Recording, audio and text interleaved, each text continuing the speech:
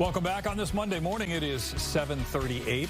Governor Greg Abbott delivered his annual State of the State address. He laid out his legislative priorities, one of which he's revisiting from the last session. Joining us now to hash out what this means is Dr. Matthew Wilson, Associate Professor of Political Science at Southern Methodist University. Welcome back. Good morning. Good morning. Thanks for having me. All right, so first of all, Abbott wants to dip into some of the $24 billion budget surplus to address property taxes. Yes, that's right. He'd like another significant round of property tax cuts. And of course, taxpayers in the state were happy to get some relief in the last legislative session. But Texas still remains on the high side in terms of property taxes compared with other states around the country. And given the significant surpluses and the relatively good fiscal picture in Texas, I think there is a lot of sympathy with doing an additional round of property tax reductions. Yeah, and then another issue that may get a lot of support from Democrats, pay raises for teachers.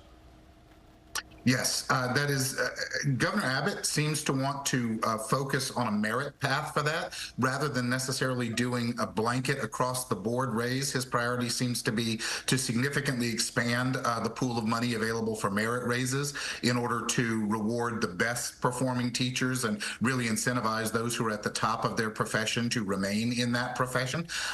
So that may end up being tied to school choice initiatives as some sort of deal gets worked out, but certainly he does want to prioritize rewarding the state's best teachers. Yeah, and of course you mentioned school choice. That was something Abbott couldn't get done in the last session, and it looks like he'll try again this time around.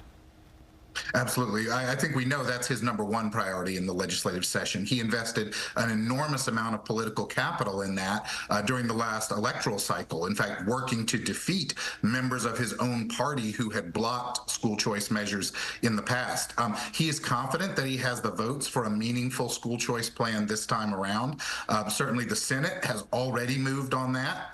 The House, as always, remains the wild card, but the composition of the House has really shifted since the last session. So I think there is a significant prospect and, in fact, a likely.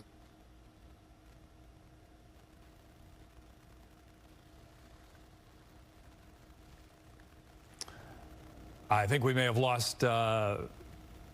Wilson's audio. Can you hear me? Got it. Now we hear you. Yeah. Okay.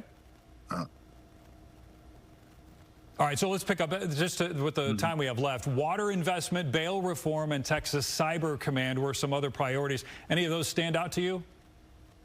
Yes, so these are definitely efforts to strengthen the infrastructure in the state, particularly water and the power grid. Those are going to be really important going forward in terms of addressing the needs of a growing population in this state of Texas. And so I think those are some of the more forward-looking items on the governor's agenda. All right, Dr. Matthew Wilson, appreciate your time this morning. Thank you. Thanks for having me.